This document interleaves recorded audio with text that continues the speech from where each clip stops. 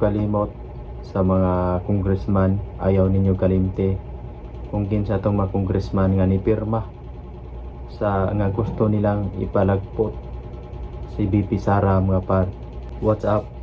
Umayong adlaw kanatong tanan. Ug daghan kayong salamat sa inyong pagsuporta sa akong channel mga par. Ug ilabi na gyud sa mga subscribers nako diha. Daghan kayong salamat ninyo. Ug sa mga viewers nako.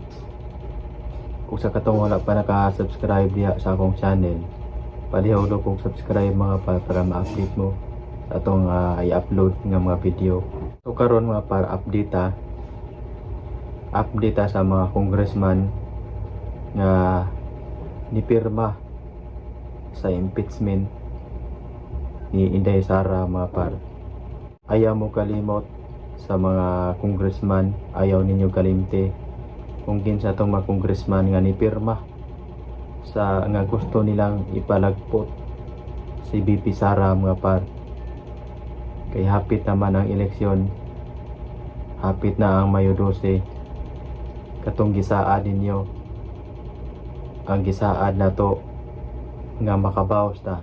So panahon na ni mga par nga makabawas ta sa mga congressman nga nipirma sa impeachment sa atong pinalanggang Vice President.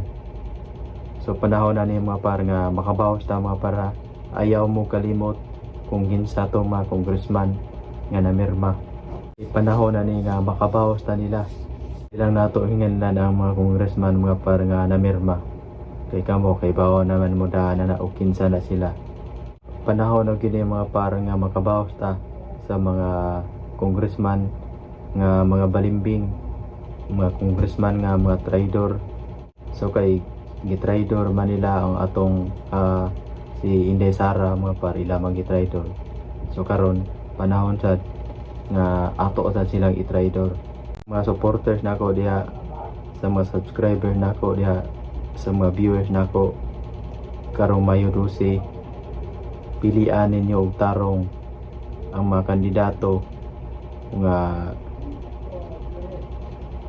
karapat dapat nga mo serbisyo nga tinud-anay, mo serbisyo nga way pangurakot nga may tabo. Dili kita magpada sa mga kwarta mga par nga ilang gustong palito nila ang atong boto. Ayaw mo pada mga par kung naa sila ihatag dawata, pero kung unsa ang naa dire mao tumanan niyo mga par. Kung na sila ihatag kwarta dawata, kay kanang kwarta gikan ra pud nato. So daghan kayong salamat mga par. So amping mo kanunay. So see you next vlog mga par.